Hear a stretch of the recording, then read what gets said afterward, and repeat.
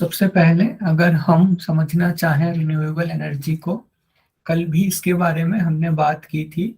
Renewable energy means नवीकरणीय ऊर्जा के संसाधन जो कि कभी खत्म नहीं हो सकते, या फिर अभी कुछ टाइम तक तो खत्म नहीं होने वाले, बहुत आगे तक की तो हम बात नहीं कर सकते हैं। लेकिन अभी हमारे पास इनकी जो कैपेसिटी है, एक एडिक्वेट कैपेसिटी में, एक अच्छी मात्रा में ये हमारे पास उपलब्ध है। इसके अलावा मोस्टली ये जो रिन्यूएबल एनर्जी है, ये ऐसे सोर्सेस से आती है जो कि जो सोर्सेस कंटिन्यूअस अभी फंक्शन में है। जैसे कि सन अभी फंक्शन में है, तो सन से जो एनर्जी हमें मिलेगी वो हमारी हो गई सोलर एनर्जी। इसके अलावा विंड भी अर्थ पे लगातार चल रही हैं। जो विंड है, टेम्परेचर डिफरेंस की वजह से या फिर किसी और चीज की वजह से लगातार चल रही है, तो वो भी रिन्यूएबल सोर्सेज ऑफ एनर्जी में आती है। इसके अलावा जितने भी ऐसे सोर्सेज हैं जो कि कभी अभी खत्म नहीं होने वाले, और उनसे जो हमें एनर्जी मिलती है उसे हम रिन्यूएबल एनर्जी कहते हैं। तो रिन्यूएबल एनर्जी और नॉन रिन्यूएबल एनर्जी में एक मेन डिफरेंस हो गया। जो रिन्यूएबल एनर्जी है वो हम कंटिन्यूअसली जनरेट कर सकते हैं बिना सोर्स को डिके किए। ऐसा नहीं होगा कि कुछ टाइम बाद वो सोर्स खत्म हो जाएगा। लेकिन नॉन रिन्यूएबल जो सोर्सेस हैं, वो नॉन रिन्यूएबल सोर्सेस से अगर आप इलेक्ट्रिसिटी जनरेट कर रहे हो या फिर उससे ऊर्जा जनरेट कर रहे हो, तो वो आपका सोर्स है, आपका स्रोत है, धीरे धीरे उसका क्षय होने लगेगा, धीरे धीरे वो खत्म होने लगेगा। जितनी भी हमारे रिन्यूएबल सोर्सेस से एनर्जी आती है वो मोस्टली क्लीन एनर्जी रहती है, उसमें बहुत कम इन्वायरमेंट पॉल्यूशन होता है। अब इन्वायरमेंट पॉल्यूशन की अभी हम जस्ट बात कर रहे हैं, और भी बहुत सारी चीजें यहाँ पे हमें देखनी होती है। जैसे कि जो आपकी वाटर से जो एनर्जी आ रही है, हाइड्रो पावर प्लांट से जो हमें एनर्जी मिलती है, तो भले ही उससे कोई पॉल्यूशन नहीं होता है, लेकिन उससे एक पूरा का पूरा इकोसिस्टम कोलैप्स हो जाता है। जहाँ पे भी हम डैम बनाएंगे, वहाँ पे जो भी भूभाग होगा, वहाँ पे जो भी इकोसिस्टम होगा, वहाँ पे रहने वाले जितने लोग होंगे, उनकी लाइफ बहुत बुरी तरह से प्रभावित होती है। लेकिन पॉल्यूशन की दृष्टि से जो रिन्यूएबल सोर्सेस ऑफ एनर्जी हैं वो बहुत क्लीन सोर्सेस में आते हैं। इसके अगेंस्ट जो नॉन रिन्यूएबल सोर्सेस से एनर्जी मिलती है वो बहुत ज्यादा प्रदूषण करती है। कल हमने पढ़ा था नॉन रिन्यूएबल सोर्सेस के कुछ एग्जाम्पल। आप मुझे बताइए नॉन रिन्यूएबल एनर्जी के कुछ एग्जाम्पल।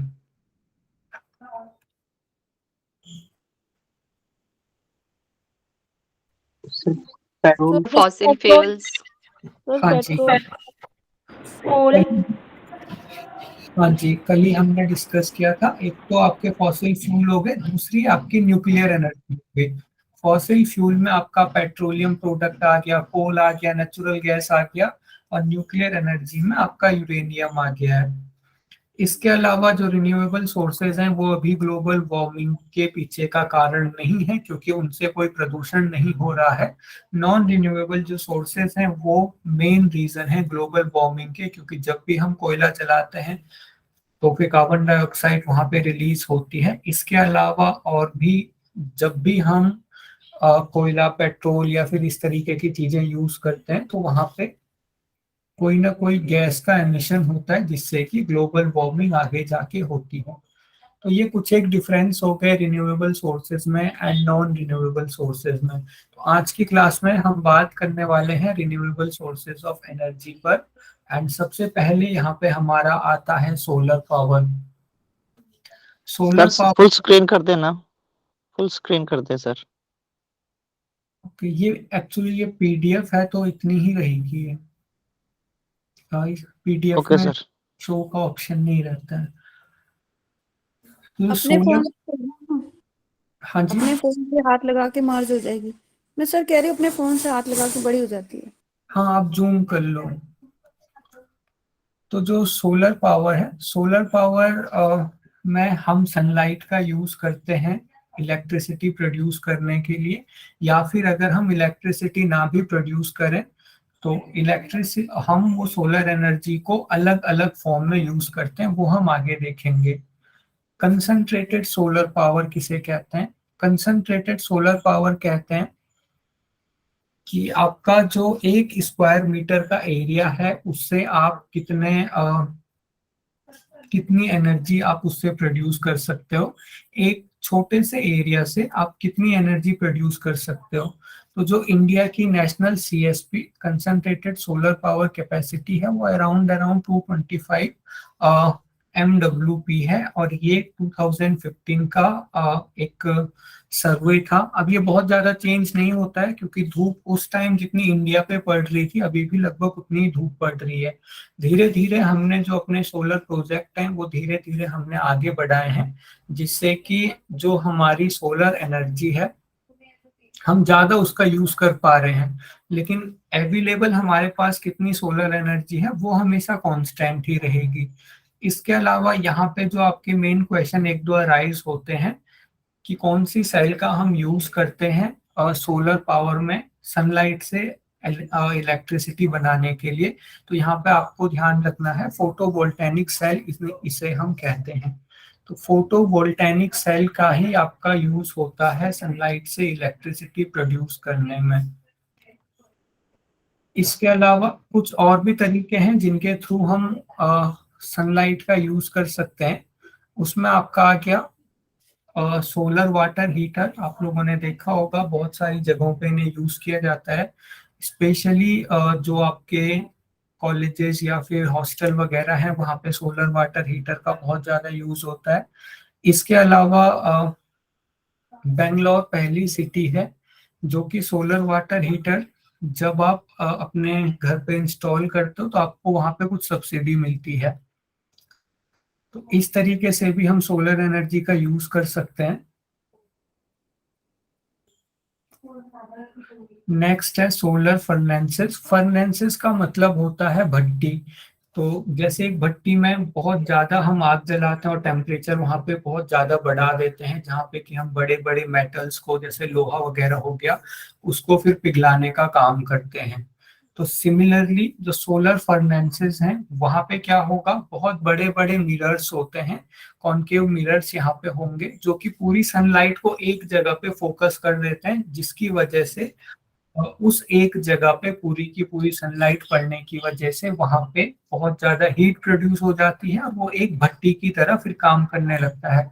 ये भी एक तरीका है सनलाइट को यूज करने का। नेक्स्ट कुकिंग के लिए भी सनलाइट का यूज किया जाता है। सोलर कुकर हम इसे कहते हैं। सोलर कुकर कुछ इस तरीके का होता है, चारों तरफ से उसमें कॉनकेव मिरर लगे हुए होते हैं जो कि पूरी सनलाइट को इस कुकर के ऊपर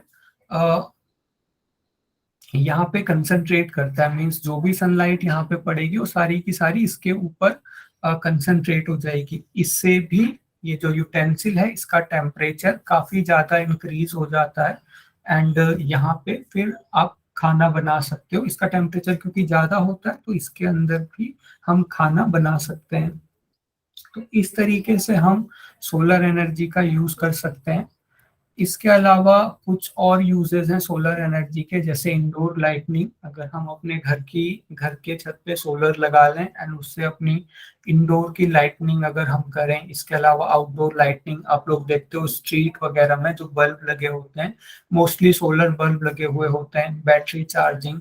इसके अलावा पावर पंप, सोलर एनर्जी से घर को हीट करने में भी हेल्प ली जाती है। इसके लिए हम क्या करते हैं, जस्ट सोलर पैनल को घर की छत पे लगा देते हैं एंड सोलर पैनल जो है कुछ एनर्जी को कन्वर्ट करता है इलेक्ट्रिक एनर्जी में, और जो बची हुई हीट एनर्जी रहती है उसे जस्ट घर में पास कर दिया जाता है, जिससे घर में हीट बनी रहती है। तो ये भी एक एप्लीकेशन है सोलर एनर्जी का, मोबाइल चार्जिंग। तो सारी की सारी चीजें हम सोलर एनर्जी से कर सकते हैं क्योंकि हम इससे इलेक्ट्रिसिटी प्रोड्यूस कर रहे हैं। मेन यहाँ पे एडवांटेजेस और डिसएडवांटेजेस का हमें ध्यान रखना है, क्योंकि आपके जो क्वेश्चन आएंगे वो इस तरीके के क्वेश्चन आ सकते हैं। आपको 4 स्टेटमेंट दे देंगे एडवांटेजेस और डिसएडवांटेजेस के ऊपर। तो 4 स्टेटमेंट में से आपको नीचे ऑप्शन आ जाएगा इनमें से कौन से स्टेटमेंट सही है। और अब यूजीसी नेट में इस तरीके के क्वेश्चन का बहुत ज्यादा ट्रेंड बढ़ रहा है आपके पेपर 1 में और इवन आपके टीचिंग में, आपके रिसर्च में मोस्टली क्वेश्चन इस तरीके के अब आने लगे हैं कि आपको सीधे सीधे ऑप्शन ना दे करके पहले 4 आपको ऑप्शन दे देंगे।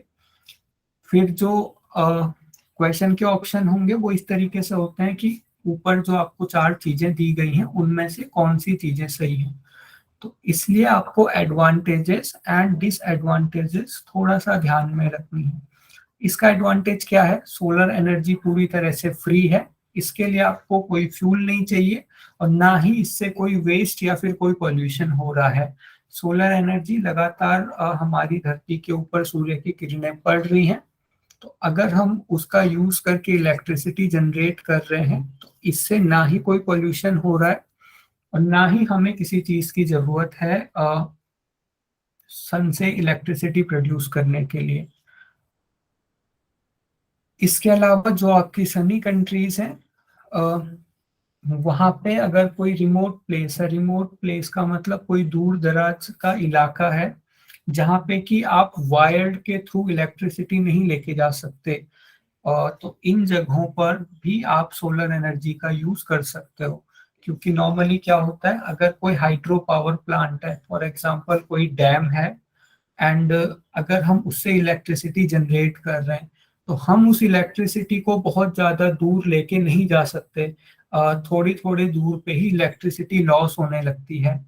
लेकिन इसके अगेंस्ट जो आपकी सोलर पावर है वो आप किसी भी दूर दराज इलाके में यूज कर सकते हो, जरूरी नहीं है आपको वहां पे कोई बहुत बड़ा स्टेशन वगैरह बनाना है। तो ये चीज आपने ध्यान रखनी है, रिमोट प्लेसेस में जहाँ पे सन अवेलेबल है वहां पे सोलर एनर्जी बहुत एफिशिएंट होती है। इसके अलावा जो लोग लो पावर जो लोग कम पावर का यूज करते हैं या फिर जहाँ पे भी बहुत कम पावर यूज होती है वहां पे हम बहुत इजीली जो है सोलर एनर्जी को यूज कर सकते हैं। क्योंकि सोलर एनर्जी में जो आपकी फोटोवोल्टेनिक सेल रहती है उसकी एफिशिएंसी थोड़ी सी कम होती है। मीन्स अगर आपको अपने पूरे घर को चलाना है तो आपको थोड़े ज्यादा पैनल लगाने होंगे, इसीलिए अभी टेक्नोलॉजी नहीं आई है कि हम बहुत ज्यादा सनलाइट से एनर्जी बना लें। तो अभी ये टेक्नोलॉजी क्योंकि पूरी की पूरी एफिशिएंट नहीं है, इसलिए ये अभी अच्छी मानी जाती है ऐसी जगहों के लिए जहाँ पे बहुत ज्यादा इलेक्ट्रिसिटी का यूज नहीं है, क्योंकि बहुत ज्यादा इलेक्ट्रिसिटी हम इससे एक जगह पे नहीं बना सकते हैं। नेक्स्ट डिसएडवांटेज, इसका मेन डिसएडवांटेज है कि ये रात में वर्क नहीं करेगा। इसके अलावा जो आपके सोलर पैनल होते हैं वो बहुत ज़्यादा एक्सपेंसिव होते हैं एंड कई बार वो इतने एक्सपेंसिव हो जाते हैं कि अगर आप उन्हें लाइफ टाइम भी यूज़ कर रहे हो तो भी उनकी कॉस्ट आप नहीं रिकवर कर सकते हैं। इसके अलावा ये रिलायबल सोर्स नहीं है। रिलायबल सोर्स का मतलब जिनके ऊपर हम पूरी तरह से भरोसा कर सके। तो सोलर क्योंकि हो सकता है 2-3 दिन बादल आ जाए आसमान में और धूप ना आए अच्छे से, तो फिर यहाँ पे उतनी इलेक्ट्रिसिटी जनरेट नहीं होगी, तो ये एक तरह से अनरिलायबल सोर्स है। दूसरा, यहाँ पे एक डिसएडवांटेज और नहीं दिया है, एक और इसका डिसएडवांटेज है, जो सोलर पावर है, जो सोलर एनर्जी है उसे हम हर जगह यूज नहीं कर सकते। मैंने आपको बताया था इक्वेटर के पास सबसे ज्यादा धूप पड़ती है, तो इक्वेटर के पास अगर हम सन सोलर एनर्जी को यूज करें तो उसका थोड़ा बेनिफिट भी है, क्योंकि ज्यादा धूप पड़ रही है तो हम उसे इलेक्ट्रिसिटी में कन्वर्ट कर सकते हैं। लेकिन जैसे जैसे हम इक्वेटर से भूमध्य रेखा से हम पोल्स की तरफ जाते हैं वैसे वैसे सनलाइट कम होती जाती है। तो अगर हम ज्यादा पोल्स की तरफ चले गए वहां पे हम सोलर एनर्जी को यूज नहीं कर सकते हैं। इसके अलावा अगर हम कुछ हिल रीजन में चले जाते हैं, पहाड़ी इलाकों में चले जाते हैं, तो वहां पे जो सनलाइट की ड्यूरेशन है वो थोड़ी सी कम होती है प्लेन्स के कंपैरिजन में। क्योंकि जो आपके मैदानी इलाके होंगे वहां पे जो सूर्य है आपका पूरा मॉर्निंग से लेकर के इवनिंग तक उसका एक्सपोजर हमें मिल रहा है। लेकिन पहाड़ी इलाकों में क्या होता है, पहाड़ी इलाकों में एक तरफ से तो आपको सनलाइट मिलेगी, लेकिन दूसरी तरफ से पहाड़ बीच में आ जाता है। तो पहाड़ी इलाकों में ऐसे बहुत सारे इलाके होते हैं जहाँ पे सनलाइट हमें दिन भर नहीं मिलती है, तो वहां पे भी सोलर पावर बहुत ज्यादा रिलायबल सोर्स नहीं है। तो एक इसके मेन एडवांटेज यही है कि ये कोई पॉल्यूशन नहीं कर रहा है, और जहाँ पे धूप अच्छी है वहां पे हम इसका अच्छा खासा यूज कर सकते हैं। इसके डिसएडवांटेज, मेन इसका डिसएडवांटेज है कि बहुत ज्यादा एक्सपेंसिव है। एक फोटोवोल्टेनिक सेल को बनाना बहुत ज्यादा महंगा है, और ये कुछ कंडीशन में वर्क नहीं करता, जैसे रात में वर्क नहीं करेगा, क्लाउडी कंडीशन में वर्क नहीं करेगा। तीसरा, हर जगह हम इसका यूज नहीं कर सकते हैं, जैसे पोल्स के पास इसका यूज नहीं कर सकते, कुछ पहाड़ी इलाकों में हम इसका यूज नहीं कर सकते हैं। तो ये इसके, कंटिन्यू बारिश होती है तो भी नहीं होगा ना उसका यूज, तो क्योंकि धूप हाँ निकली तो चार्ज नहीं होगा। हाँ जी, इसीलिए इसे अनरिलायबल सोर्स कह रहे हैं कि भरोसेमंद सोर्स नहीं है। क्योंकि अगर मानसून आ गया और लगातार 5-6 दिन बारिश हो रही है, तो फिर आप कितनी इलेक्ट्रिसिटी अपने पास सेव करके रखोगे। एक टाइम ऐसा आएगा कि आपके पास जो इलेक्ट्रिसिटी का जनरेटर आपने रखा हुआ है या फिर बैटरी आपने रखी हुई है, वो भी खत्म हो जाएगी। तो इसीलिए ये एक रिलायबल सोर्स नहीं माना जाता। अभी भी इंडिया में जहाँ पे भी हम सोलर अभी लगा रहे हैं, भले ही वहां पे सोलर से तो इलेक्ट्रिसिटी ले रहे हैं, लेकिन जो हमारी ट्रेडिशनल इलेक्ट्रिसिटी की लाइन रहती है वो भी उन घरों में रहती है। तो ऐसे घरों में भी गवर्नमेंट क्या कर रही है, दोनों सोर्सेस से इलेक्ट्रिसिटी दे रही है कि लाइन से भी आप इलेक्ट्रिसिटी लो और सोलर भी अपने घरों पे लगाओ। और मोस्टली आप सोलर को यूज करो, लेकिन जब सोलर आपका यूज में नहीं आ रहा, जैसे बहुत दिनों तक बारिश हो रही है, उस टाइम पे आप मेन लाइन से फिर वहां पे इलेक्ट्रिसिटी ले लो। सर इसके अलावा भी डिसएडवांटेजेस है सोलर के, जैसे अगर इन केस हम लोग इंस्टॉल भी कर लिए और शैडो है एरिया में तो भी वो जनरेट नहीं करेगा। और क्या बोलते हैं, जैसे कि कर लिए या फिर मतलब पैनल के कुछ हिस्से में ही अगर शैडो पड़ रहा है, जैसे कि एक पत्ती गिर गया या फिर बर्ड ड्रॉप हो गया, तो अगर एक सेल में भी अगर शैडो है ना तो वो पूरा का पूरा पैनल काम नहीं करता है। हाँ जी, और इसीलिए एक ही आपका शेडो वाला है। दूसरा, ये भी आपको ध्यान रखना है कि जो सनलाइट की आपकी इंटेंसिटी है वो इक्वेटर के पास ज्यादा होगी। और जैसे कई ऐसी जगह है जहाँ पे धूप तो पड़ रही है लेकिन धूप की इंटेंसिटी नहीं है, तो वहां पे भी ये आपका यूज में नहीं आएगा। लेकिन जो कि वहां पे एक चीज लिखी हुई थी, जहाँ पे बहुत कम एनर्जी रिक्वायरमेंट है, आपको बहुत ज्यादा अगर एनर्जी की रिक्वायरमेंट नहीं है, तो आप सोलर से अच्छे तरीके से काम चला सकते हो। सर इक्वेटर कौन सी जगह हुई? इक्वेटर भूमध्य रेखा, पृथ्वी के बिल्कुल बीचों बीच जो लाइन खींची रहती है ना, प्रशांत महासागर से होते हुए जो लाइन जाती है, उसे भूमध्य रेखा कहते हैं।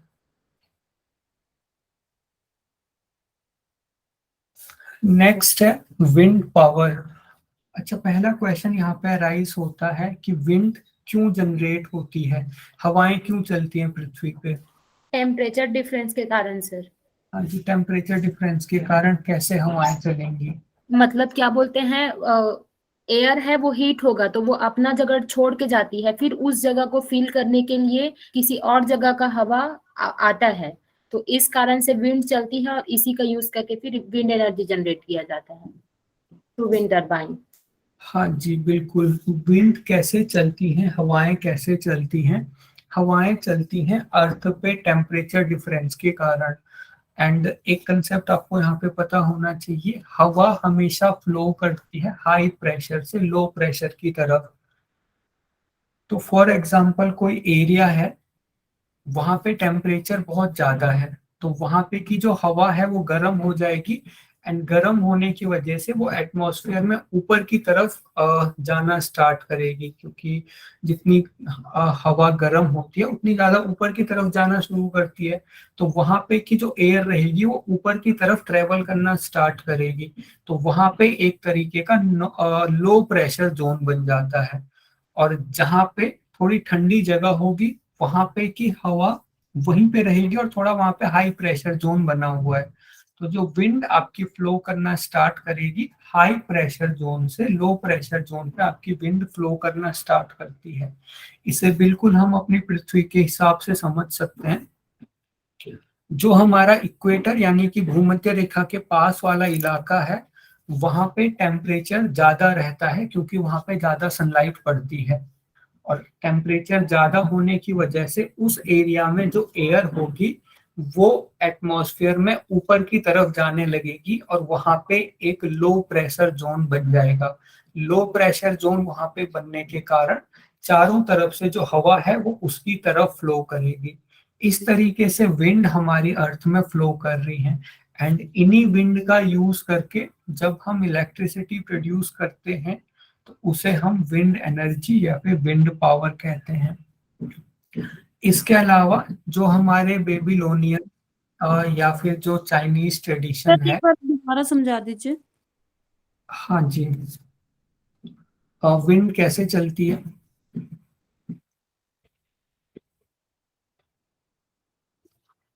तो विंड के लिए आपका जो आपकी अर्थ है उसमें टेम्परेचर ग्रेडियंट बनता है। थोड़ा सा मैं आपको और सिंपल वे में समझाने की कोशिश करता हूँ। किसी जगह पे अगर बहुत ज्यादा गर्मी होगी तो वहां पे हवा भी गर्म होने लगती है, और हवा अगर कभी गर्म होती है तो वो ऊपर की तरफ फिर जाने लगती है, और वो जो जगह होगी वहां पे एक तरीके का टेम्परेचर ग्रेडियंट सेट हो जाएगा। एक मिनट।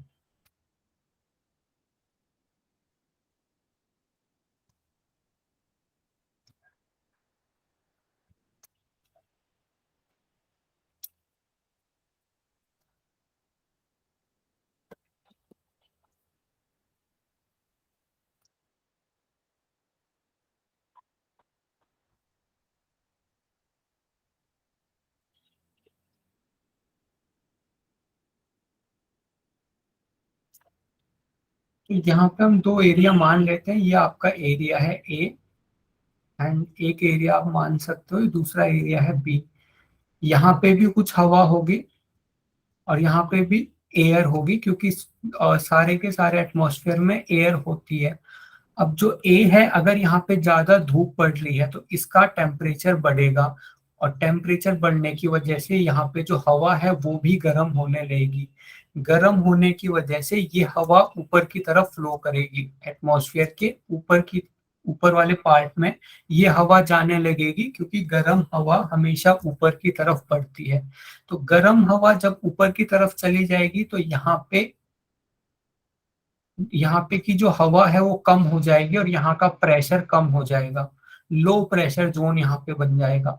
अब क्योंकि यहाँ पे बहुत सारी हवा है और यहाँ पे हवा नहीं है, यहाँ पे की हवा ऊपर चली गई, तो जो हाई प्रेशर से हवा फिर चलना शुरू करेगी इस तरफ, एंड इस तरीके से विंड हमारी अर्थ पे फ्लो करती है।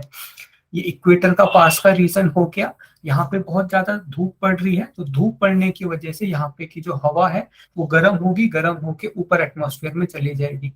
इस वजह से यहाँ पे हवा थोड़ी कम हो जाएगी और लो प्रेशर जोन बन जाएगा। और दूसरी जगह जो ठंडे इलाके हैं वहां पे तो हवा बिल्कुल वैसे की वैसी है। इसके कंपैरिजन में यहाँ पे थोड़ा हाई प्रेशर है, एंड कोई भी चीज अपनी हाई प्रेशर से लो प्रेशर की तरफ फ्लो करती है, तो यहाँ पे हवा इस केस में इस तरफ से इस तरफ फ्लो करना स्टार्ट हो जाएगी। इस तरह से विंड अर्थ पे फ्लो करती है, एंड उन्हीं का यूज करके हम एनर्जी जनरेट करते हैं, जिन्हें हम विंड एनर्जी कहते हैं। और जो चाइनीज और बेबीलोनियंस जो ट्रेडिशन है, ये दोनों ही ट्रेडिशन है जो चाइना और वियतनाम की तरफ कुछ ट्रेडिशन है, कुछ कम्युनिटी है जो उस तरफ रहते हैं। वो बहुत टाइम से विंड एनर्जी का यूज करके अपने खेतों में सिंचाई कर रहे हैं, एंड विंड एनर्जी का यूज करके कुएं से पानी वगैरह निकालने का काम वहां पे किया जाता है। तो ये भी एक विंड एनर्जी का यूज है, लेकिन अब हम विंड एनर्जी का यूज करते हैं एक तरह से इलेक्ट्रिसिटी को जनरेट करने के लिए। तो कभी भी अगर इलेक्ट्रिसिटी को जनरेट करना है तो आपको टरबाइन को घुमाना पड़ेगा। फॉसिल फ्यूल में हम क्या कर रहे थे, फॉसिल फ्यूल को गर्म कर रहे थे, उसकी वजह से जो स्टीम बन रही थी, जो भाप बन रही थी, उसकी हेल्प से हम टरबाइन को घुमा रहे थे, उससे इलेक्ट्रिसिटी बन रही थी। विंड एनर्जी में जो विंड है उसकी हेल्प से ही टरबाइन को घुमाया जाता है एंड एनर्जी का प्रोडक्शन किया जाता है, इलेक्ट्रिसिटी का प्रोडक्शन किया जाता है। तो जो आपकी विंड टरबाइन्स हैं, जो विंड की काइनेटिक एनर्जी है, काइनेटिक एनर्जी यानी कि गतिज जो ऊर्जा है, जो आपकी हवा है उसकी जो गतिज ऊर्जा है, उसमें जो गति है उसकी गति का यूज करते हैं और उसको कन्वर्ट करते हैं मैकेनिकल एनर्जी या फिर इलेक्ट्रिकल एनर्जी में। इसके अलावा जो विंड टरबाइन्स हैं उनका आपको ध्यान रखना है। मोस्टली जो आपके विंड टरबाइन्स होते हैं वो लगभग 30 मीटर की ऊंचाई पे होते हैं। ये 30 मीटर की ऊंचाई आइडियल मानी जाती है मोस्टली जो विंड एनर्जी है उसको कैप्चर करने के लिए, ताकि जो टरबाइन है वो अच्छे से घूम सके। तो ये 30 मीटर का आपको ध्यान रखना है कि 30 मीटर की ऊंचाई पे ही विंड टरबाइन्स को लगाया जाता है। अगर हम विंड एनर्जी का एडवांटेज देखें तो विंड भी पूरी तरीके से फ्री है, यहाँ पे भी आपका कोई फ्यूल यूज नहीं हो रहा है, ना ही इससे कोई वेस्ट बन रहा है, ना ही कोई ग्रीन हाउस गैसेस इससे रिलीज हो रही हैं। इसके अलावा इसके नीचे जो आपका खेत है उसको आप फार्मिंग के लिए, कृषि के लिए यूज कर सकते हो। और जो विंड फार्म्स हैं वो टूरिस्ट अट्रैक्शन भी होते हैं, बड़े बड़े जो विंड फार्म्स हैं वहां पे पर्यटन भी काफी होता है, लोग उनको देखने जाते हैं। इसके अलावा जो रिमोट एरियाज हैं, जैसे कि दूर दराज के इलाके जहाँ पे अच्छी खासी हवा चल रही है, वहां पे भी हम इसका यूज करके एनर्जी प्रोवाइड कर सकते हैं। तो एक सोलर एनर्जी भी हमारे दूर दराज के इलाकों में हम दे सकते हैं। दूसरा, विंड एनर्जी भी हम वहाँ पे सप्लाई कर सकते हैं। अगर आप बहुत बड़ी बड़ी विंड मिल नहीं लगा सकते तो ऐसे जो दूर दराज के गांव हैं वहां पे आप छोटी छोटी विंड मिल लगा के भी इलेक्ट्रिसिटी वहां पे पहुंचा सकते हो। विंड एनर्जी के बिल्कुल वही डिसएडवांटेज हैं जो आपके सोलर एनर्जी के डिसएडवांटेज हैं। जो विंड है वो पूरी तरह से प्रिडिक्टेबल नहीं है। प्रिडिक्टेबल का मतलब हम पूरी तरह से नहीं कह सकते हैं कि इसी रीजन में हवाएं चलेंगी। कई बार जो हवाओं का रुख है वो बदल जाता है। एक एरिया से गुजरने की जगह जो हवा है, जो मेन विंड करंट है वो दूसरे एरिया से गुजरने लगते हैं। इसके अलावा विंड जो है उनके लिए मोस्टली जो जगह होती है वो लगभग आपके समुद्रों के किनारे सबसे अच्छी जगह मानी जाती है, क्योंकि समुद्रों के किनारे सबसे ज्यादा टेम्परेचर डिफरेंस होता है पानी का, और जो आपकी जमीन है उसका गर्म होने का टाइम अलग अलग है। इसकी वजह से पानी और जमीन में बहुत ज्यादा टेम्परेचर डिफरेंस हो जाता है और वहीं पे बहुत ज्यादा प्रेशर डिफरेंस भी आ जाता है। तो विंड मिल लगाने का इसीलिए जो बेस्ट जगह मानी जाती है वो मानी जाती है पानी के करीब, समुद्र के करीब, और वहां पे आपकी जो जमीन है वो बहुत ज्यादा महंगी है। तो भले ही विंड आपकी पूरी तरह से फ्री है, लेकिन जिस जमीन में आप इसे लगाओगे वो बहुत महंगी है क्योंकि वो समुद्र के पास वाली जमीन है। इसके अलावा ये बर्ड्स वगैरह को मार सकती है। इनके जो फैन है इनसे टकरा के बर्ड्स वगैरह की डेथ हो सकती है। इसके अलावा कई बार ये जो टेलीविजन का रिसेप्शन है, जो आपके टीवी के सिग्नल आ रहे हैं, उनको भी अफेक्ट कर सकती है। एंड इसके लास्ट जो इसका डिसएडवांटेज है वो है नॉइस। बहुत ज्यादा नॉइस इनकी वजह से हो जाता है एंड पूरा दिन और रात भर इनका नॉइस चलता रहता है, जो कि आसपास वाले लोगों के लिए एक नॉइस पॉल्यूशन के सोर्स की तरह ये काम कर सकते हैं। तो ये कुछ एक तो इसमें कुछ स्पीड का भी रहता है क्या, कि मतलब जितने स्पीड से चलेगी उतनी जनरेट होगी इलेक्ट्रिसिटी? आप फिर से रिपीट करोगे? सर मैं ये क्वेश्चन कर रही हूँ कि इसका जो विंड मिल है उसके जो ब्लेड्स है वो जितनी स्पीड से घूमेंगे उसी के ऊपर डिपेंड रहता है क्या कि कितनी इलेक्ट्रिसिटी जनरेट होगी? हाँ, ये जितनी आपकी फास्ट विंड होगी उतनी तेजी से टरबाइन घूमेंगे और उतनी ज्यादा इलेक्ट्रिसिटी जनरेट होगी। और जो हवाएं हैं उनकी जो स्पीड होती है वो समुद्र के पास ज्यादा होती है, इसीलिए समुद्र के पास वाली जमीन बहुत आइडियल मानी जाती है विंड पावर के लिए, क्योंकि वहां पे ज्यादा इलेक्ट्रिसिटी जनरेट होगी।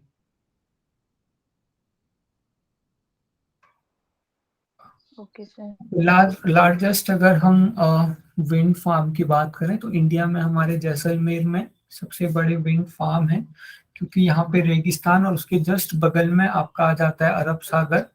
तो इन दोनों का ही बहुत अच्छा यूज होता है जैसलमेर में बिजली बनाने के लिए, क्योंकि एक तरफ आपका रेगिस्तान आ गया, दूसरी तरफ अरब सागर आ गया, दोनों में ही जमीन आसमान का अंतर है, इसलिए बहुत ज्यादा टेम्परेचर डिफरेंस वहां पे हो जाता है और बहुत ज्यादा प्रेशर ग्रेडियंट चेंज होने की वजह से हवाएं बहुत तेज चलती हैं वहां पे, एंड काफी अच्छी इलेक्ट्रिसिटी का यहाँ पे प्रोडक्शन होता है। पूरी दुनिया की बात करें तो सबसे बड़ा जो विंड फार्म है वो लंदन में है।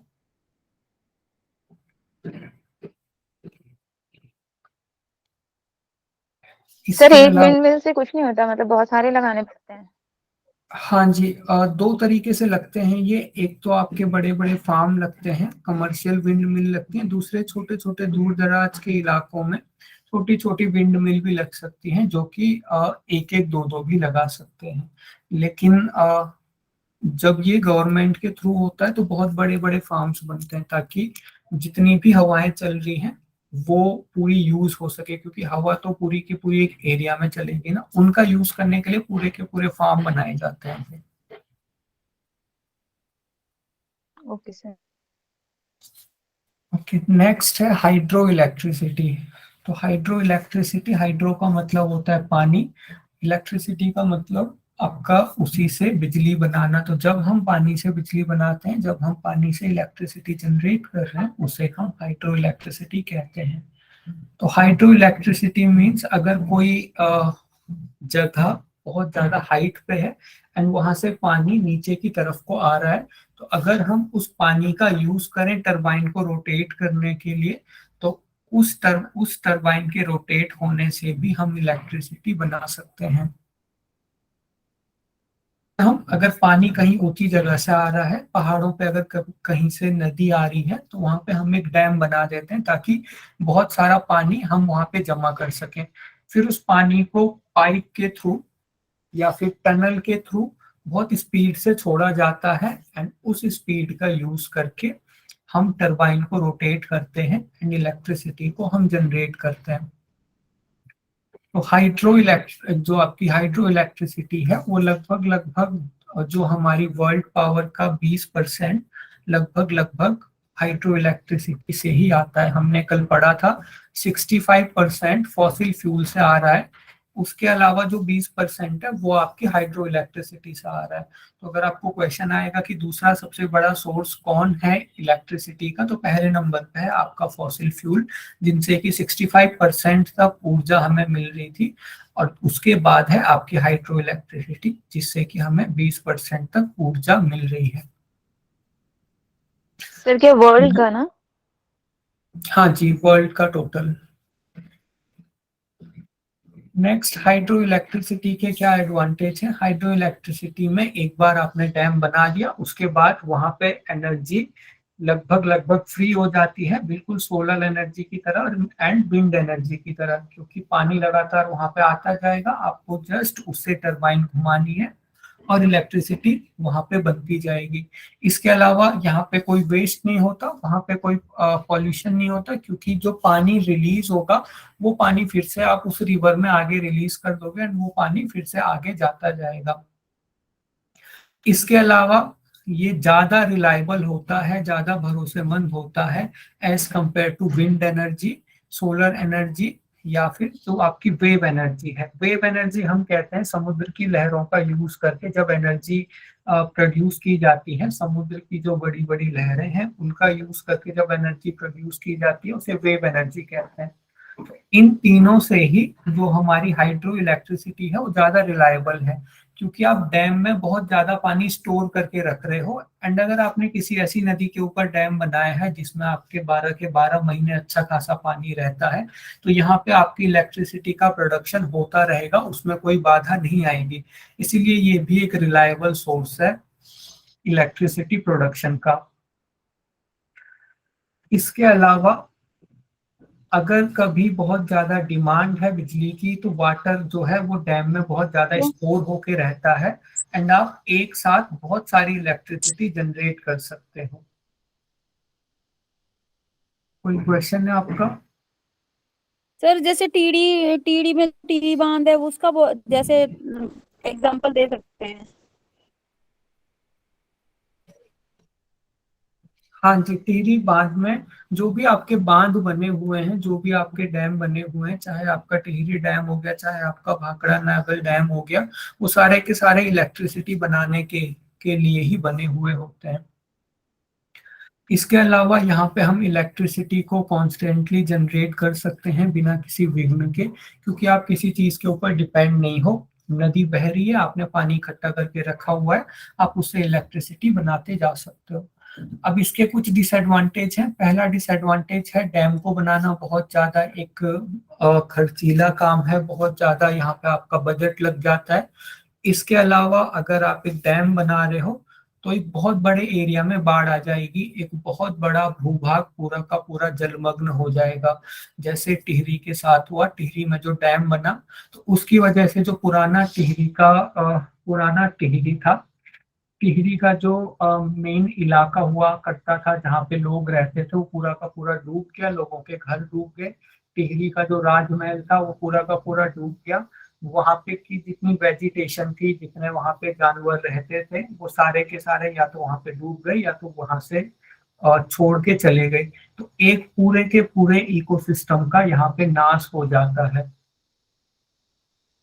इसके अलावा आपकी जो हाइड्रो इलेक्ट्रिसिटी है उसके लिए एक सुटेबल साइट ढूंढना, एक ऐसी जगह ढूंढना जहां पे कि हम उसे अच्छे से बना सकें, ये भी बहुत मुश्किल है, क्योंकि आप पहाड़ में कहीं भी डैम नहीं बना सकते हो।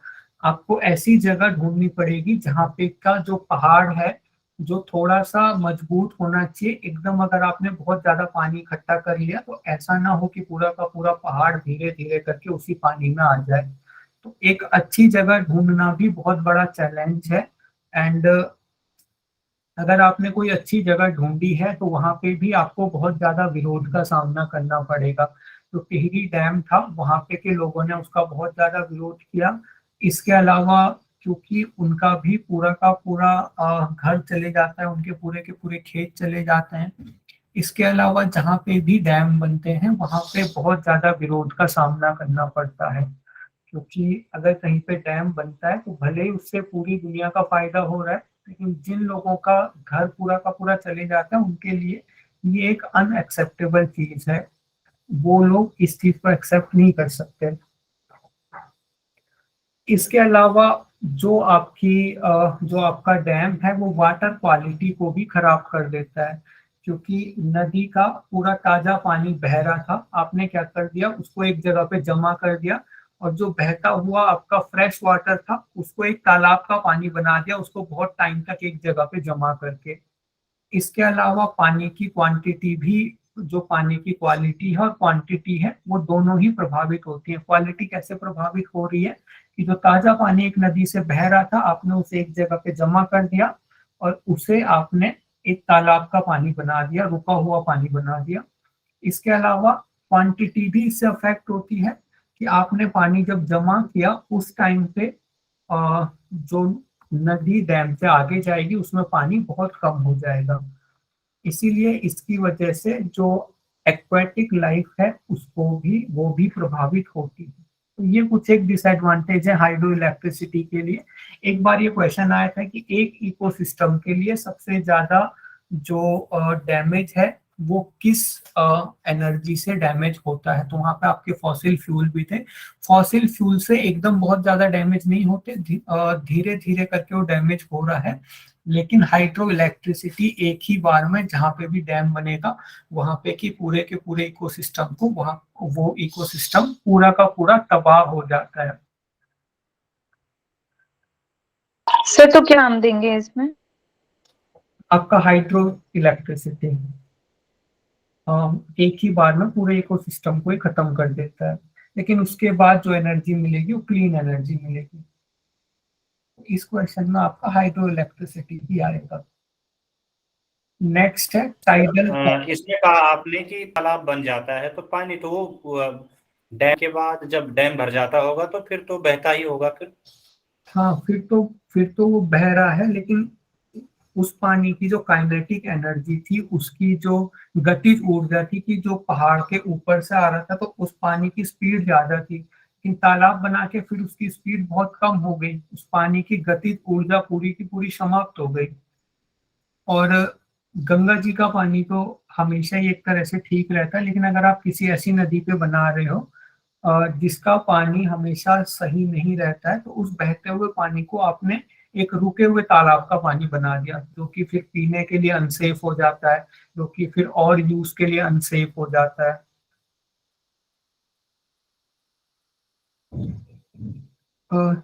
नेक्स्ट है टाइडल पावर। टाइडल पावर हम कहते हैं ये भी एक तरीके का हाइड्रो इलेक्ट्रिक ही है, लेकिन ये डैम से बहुत ज्यादा बड़ा होता है और ये आपके ईस्टुअरी में बनाया जाता है। ईस्टुअरी का मतलब होता है आपके समुद्र के किनारे पे कुछ छोटे छोटे पानी के बड़े बड़े जलाशय बन जाते हैं, समुद्र का पानी जिनमें जमा होता जाता है जब ज्वार भाटा आता है।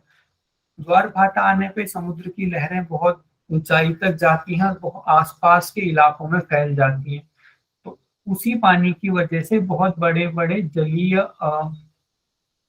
वाटर बॉडीज बन जाती हैं, उन्हें हम ईस्टुअरी कहते हैं। तो ये जो आपका टाइडल पावर में क्या होगा, ईस्टुअरी में बहुत बड़े बड़े डैम बनाए जाते हैं, बहुत बड़े बड़े बैराज बनाए जाते हैं। जब ज्वार भाटा आता है तो ज्वार भाटा में जो समुद्र की बड़ी बड़ी लहरें बनती हैं, उन लहरों का यूज करके टरबाइन को घुमाया जाता है एंड उसकी हेल्प से इलेक्ट्रिसिटी जनरेट की जाती है। लेकिन क्योंकि ज्वार भाटा भले ही पूरे समुद्र में आ रहा है, लेकिन ऐसी बहुत कम जगह है जहां पे हम उस ज्वार भाटे का यूज करके इलेक्ट्रिसिटी प्रोड्यूस कर सकते हैं। तो अभी तक वर्ल्ड में लगभग 20 ऐसी साइट खोजी गई हैं, 20 ऐसी जगह खोजी गई हैं जहां पे हम टाइडल पावर स्टेशन बना सकते हैं। अभी बहुत ज्यादा इसके ऊपर काम नहीं हुआ है, टाइडल पावर के बहुत ज्यादा अभी इसका यूज नहीं हुआ है, ये जस्ट अभी प्रपोज्ड है कि हाँ हम इस तरीके से भी इलेक्ट्रिसिटी बना सकते हैं। टाइडल पावर बिल्कुल आपकी हाइड्रो इलेक्ट्रिसिटी की तरह है कि ये पूरी की पूरी फ्री है, ग्रीन हाउस गैस का इसमें क्लास चल रही है, कोई ग्रीन हाउस गैस इसमें रिलीज नहीं हो रही है, इसके अलावा किसी फ्यूल की इसमें जरूरत नहीं है एंड ये इलेक्ट्रिसिटी बहुत रिलायबली प्रोड्यूस कर सकती है। अब ज्वार भाटा क्यों रिलायबल है, आप लोग मुझे बताइए, क्यों ये इसको एक भरोसेमंद सोर्स माना जाता है इलेक्ट्रिसिटी का?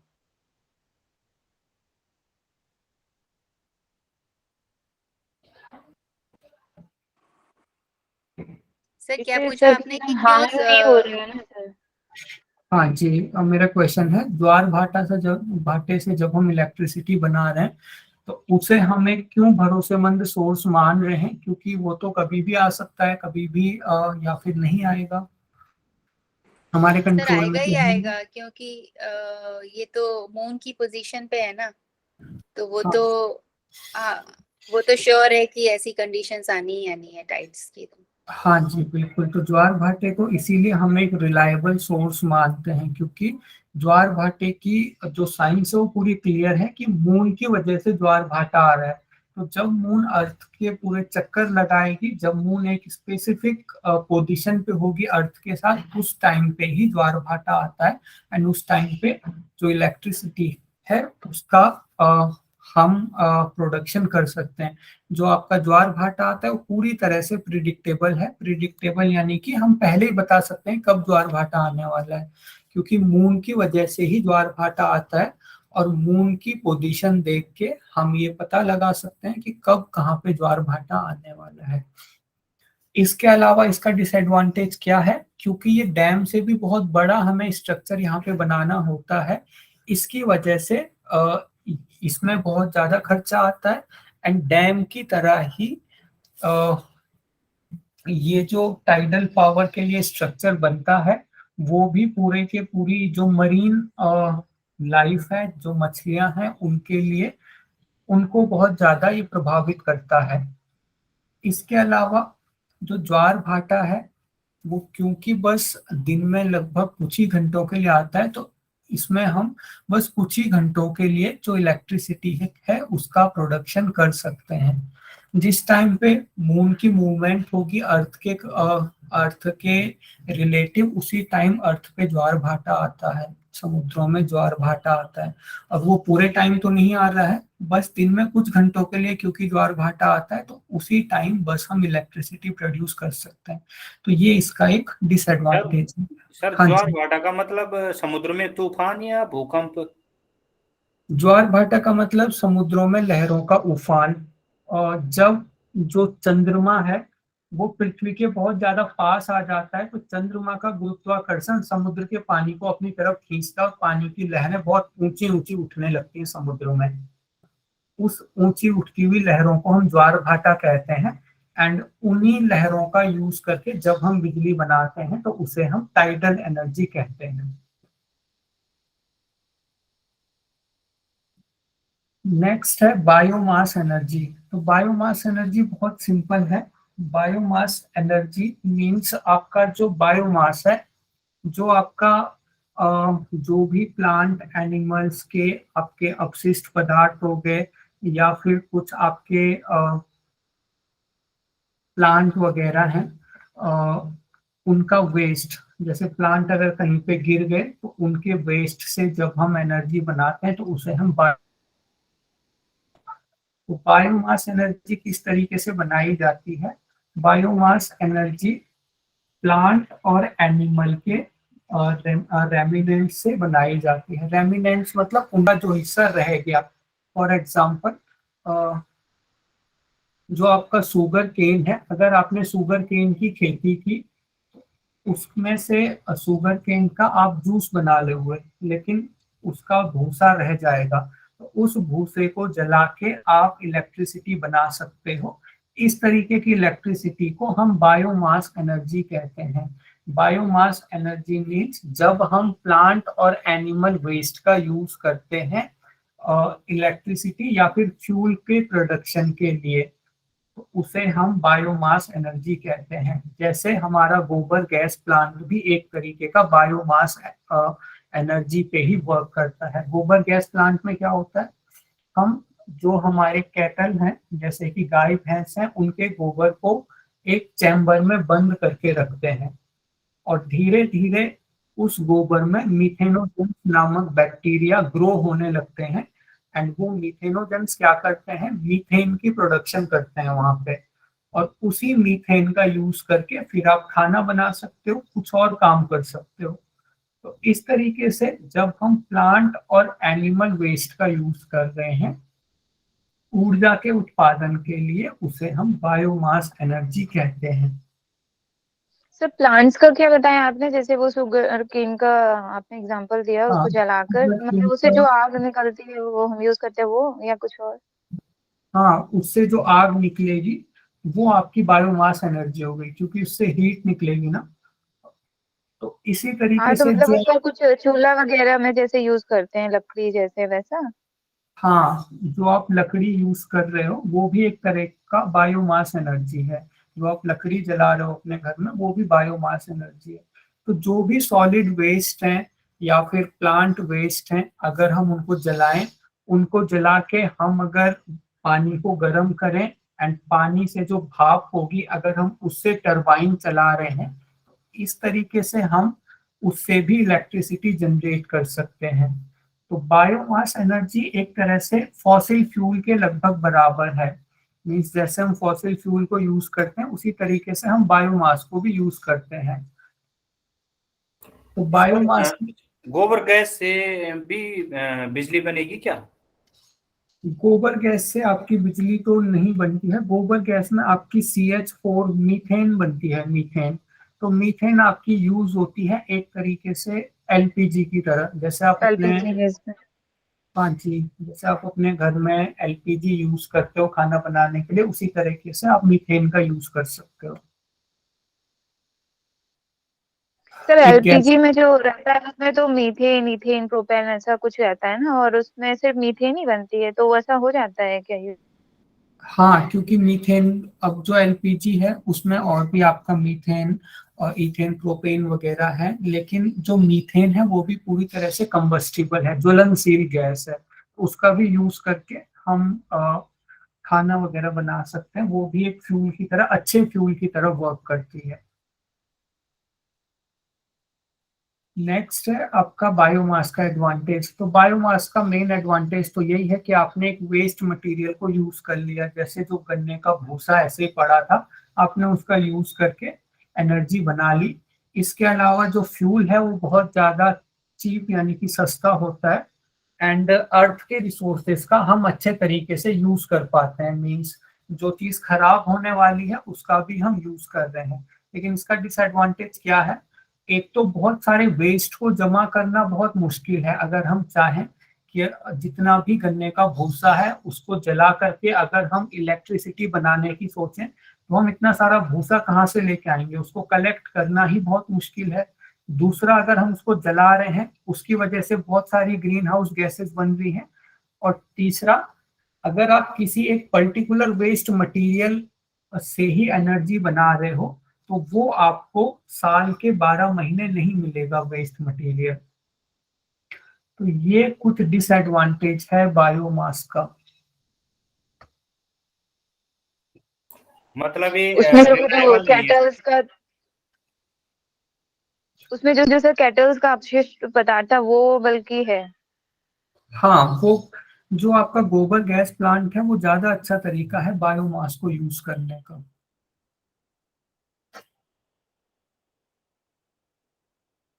कोई और क्वेश्चन था आपका?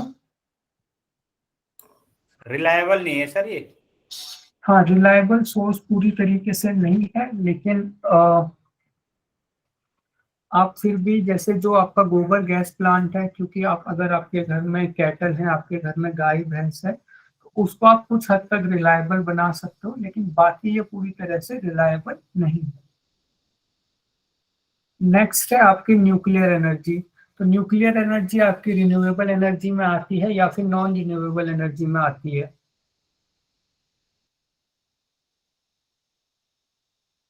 सर नॉन रिन्यूएबल बताए थे। Non renewable. हाँ जी, न्यूक्लियर एनर्जी आपके नॉन रिन्यूएबल एनर्जी में आती है, क्योंकि न्यूक्लियर एनर्जी हमें मिलती है कुछ रेडियो एक्टिव मिनरल से, और उन्हें हम धरती से खोद के निकालते हैं। तो धीरे धीरे उनका भंडार भी खत्म होते जा रहा है, इसीलिए वो भी non renewable source of energy है। तो न्यूक्लियर एनर्जी कल हमारा रह गया था। न्यूक्लियर एनर्जी में दो तरीके से बिजली का प्रोडक्शन या फिर इलेक्ट्रिसिटी का प्रोडक्शन किया जाता है। तो जो न्यूक्लियर पावर है वो मोस्टली यूज होता है इसमें यूरेनियम। यूरेनियम एक मेटल है जो कि धरती के अंदर से निकलता है, और पूरी दुनिया का लगभग 11% जो एनर्जी नीड है वो न्यूक्लियर एनर्जी से ही पूरी हो रही है। एंड न्यूक्लियर एनर्जी का एक फायदा ये है कि इससे भी कोई डायरेक्ट पॉल्यूशन नहीं होता, इससे कोई ग्रीन हाउस गैस नहीं निकलती है, और इससे ग्लोबल वार्मिंग वगैरह नहीं होती। तो ये न्यूक्लियर एनर्जी का एक बेनिफिट हो गया।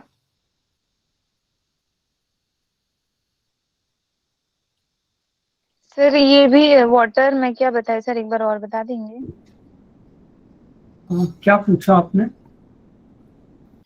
सर ये न्यूक्लियर एनर्जी यूरेनियम मतलब कहाँ से, वाटर से कैसा, मुझे समझ नहीं आया थोड़ा। न्यूक्लियर एनर्जी में क्या किया जाता है? न्यूक्लियर एनर्जी में जो आपके यूरेनियम है, जो भी आपके रेडियो एक्टिव मेटल्स वगैरह होते हैं, उन सभी में रिएक्शन करवाई जाती है। Nuclear fusion reaction, nuclear fission reaction, इनके बारे में हम कल पढ़ेंगे।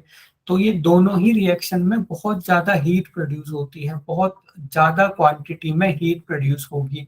एंड बहुत ज्यादा क्वांटिटी में जब हीट प्रोड्यूस होती है तो उस हीट की हेल्प से पानी को गर्म किया जाता है और उससे फिर से भाप बनाई जाती है, उस भाप से फिर टरबाइन को चलाया जाता है एंड इस तरीके से इलेक्ट्रिसिटी फिर जनरेट होती है न्यूक्लियर एनर्जी में। सर मतलब सर, कहने लैंड का के अंदर ना, लैंड के अंदर नीचे हाँ जी, एक आपके न्यूक्लियर रिएक्टर के अंदर ये होता है। सर जमीन के अंदर से निकाली, जमीन के अंदर से एनर्जी को प्रोड्यूस किया जाता है। हाँ, ये आपका ये जो न्यूक्लियर जो भी आपका फ्यूल है, यूरेनियम वगैरह, वो जमीन के अंदर होते हैं। जैसे आपका लोहा वगैरह पाया जाता है जमीन, यूरेनियम पाया जाता है जमीन में।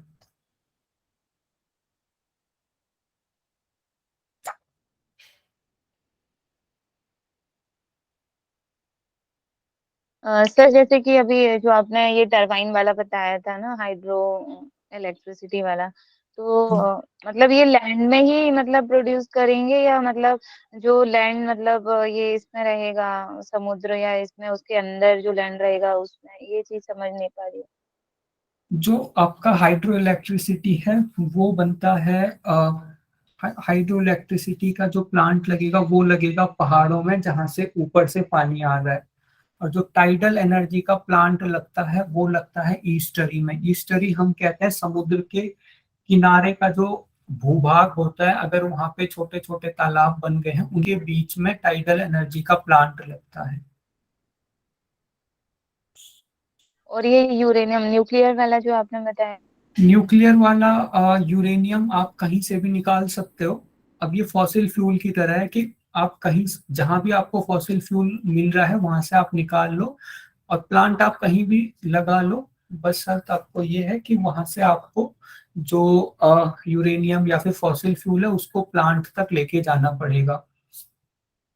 तो प्लांट आप कहीं भी लगा सकते हो, बस आपको यूरेनियम की जरूरत है।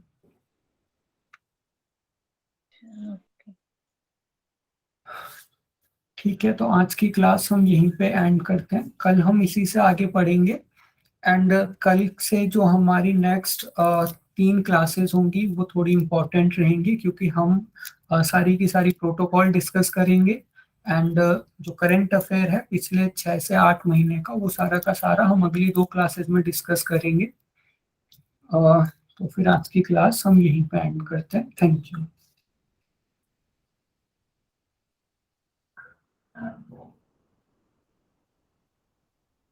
Thank you, Hariom sir. Thank you sir. Thank you thank you.